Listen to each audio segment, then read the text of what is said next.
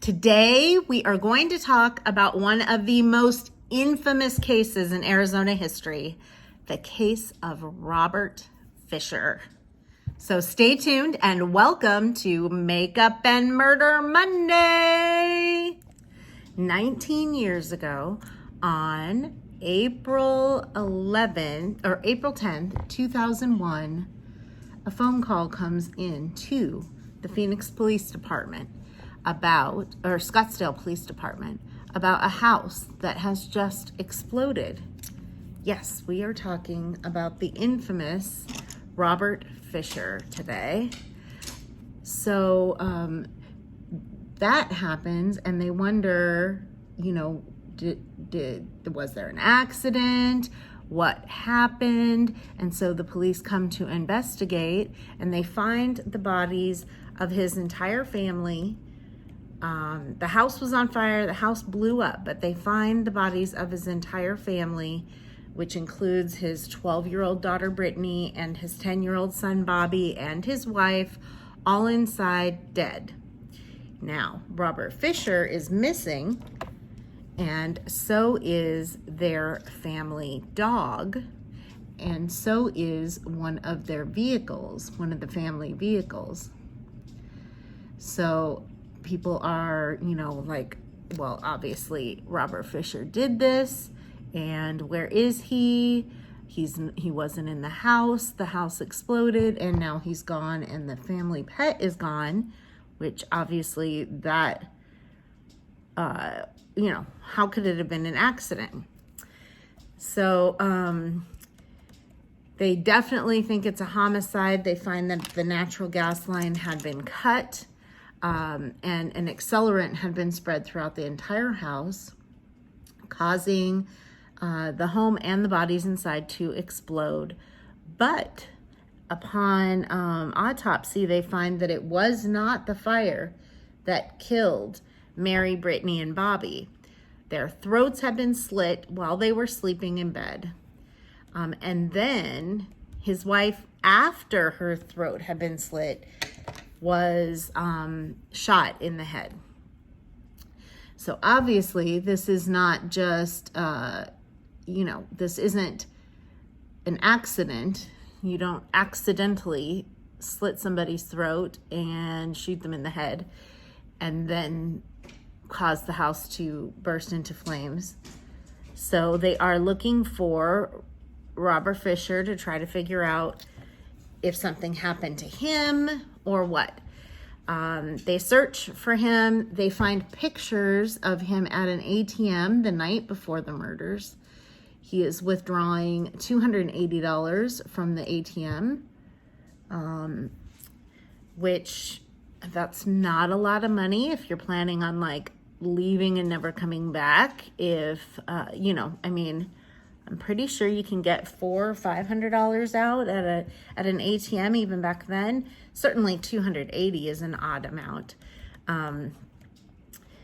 So a lot of people, investigators included, think that it's kind of more of he's putting out breadcrumbs there to have people come look for him. So they know that the Fisher family looked like an upstanding, perfect family, but with all families, there are issues. And they know the neighbors said that sometimes they would fight, that there were some recent times that there were lots of fights and problems. However, as I've said before, if you don't like your spouse, just get a divorce. There is no need to do anything other than a divorce. There's no need to slit their throats or cut their heads off like in the Torso Killer. So I'm just gonna go out on a limb and say, if you don't like your spouse, get a divorce. So police put out an APB and began looking for him. They search a bunch of places. They put him all over the news so that people can share if they have any tips, and lots of tips do come in, although few of them actually share anything. But then they found the SUV that he left in. They found it just a couple miles from They found it out in the woods near Young, Arizona. It was kind of a couple miles off the road. A week later, and inside the vehicle, or outside, just outside the vehicle, was their dog Blue, just left there, guarding it. There was no Robert. A team then goes through and checks the entire car, and the remote location. They look everywhere for Robert. They look for any kind of information that shows that he was even there. And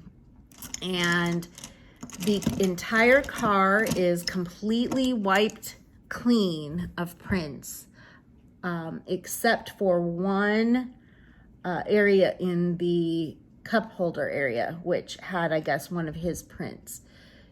It's kind of crazy that the entire car, the entire SUV, is wiped clean of prints.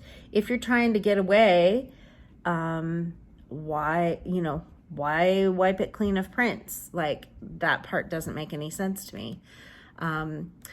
They searched everywhere looking for him. There were some theories that since he was such an outdoorsman, that perhaps he had gone into a cave and committed suicide because he couldn't, he didn't feel right about what he had done. He couldn't live with themselves. But they really couldn't find him anywhere. They have no idea, why that car was found there. So let's get into some of the theories about where he is now and where he is. I usually don't like unsolved cases because I do like a nice resolution, but there's something so fascinating about this case and some of the theories behind it, especially that it's a local one and kind of an national and international ties because it was so popular. So theories still keep rolling in about what happened and where he is. He became on one of the America's Most Wanted suspects, and he has some specific, unique characteristics. He had a missing tooth, which of course, after all these years, he could have gotten fixed.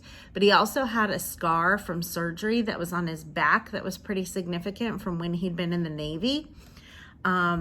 So in 2004, there was a man in Canada who had those same exact characteristics, but his fingerprints didn't match Robert's. Isn't that so weird? And you can't change your fingerprints, obviously, but wouldn't you think maybe they do just maybe a DNA test or something? I mean, it's 2004, we had DNA, but almost 2 decades later, from this Arizona Family article, they're saying that as time has gone on, they're still searching for him. They just have no idea what could have happened to him after all this time. And they really don't think that his wife ever had any idea that he was going to kill them. Everybody thought that he loved his kids, especially, even if he and his wife were having issues. Other theories say that people think he went off into the woods and committed suicide. Other people say that he's still alive and that he's in another country, perhaps.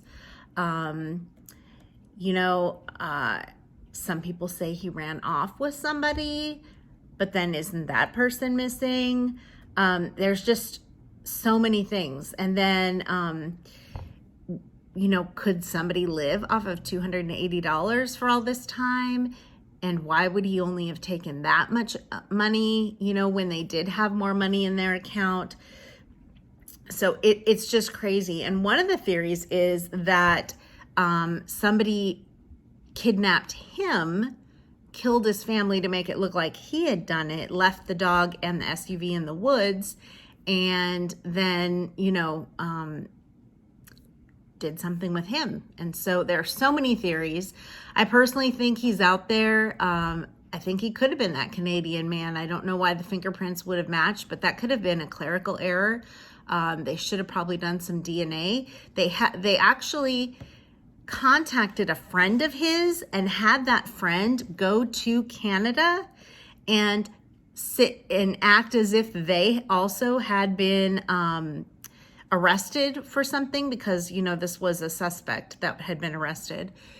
And he made eye contact with him and he said, that is Robert. So it's really bizarre to me that the fingerprints didn't match and they let the guy go. Interesting, but I know, you know, Canada has a slightly different form justice system than we do, so I don't even know what they had arrested that guy for. So what are your theories? Where is Robert Fisher? What happened? Did he do it? Is he off in Mexico somewhere? Is he living a good life? Is he on the run? Did he change his appearance? Let me know what you think. I'm anxious to hear your thoughts, and have a good day. Stay beautiful.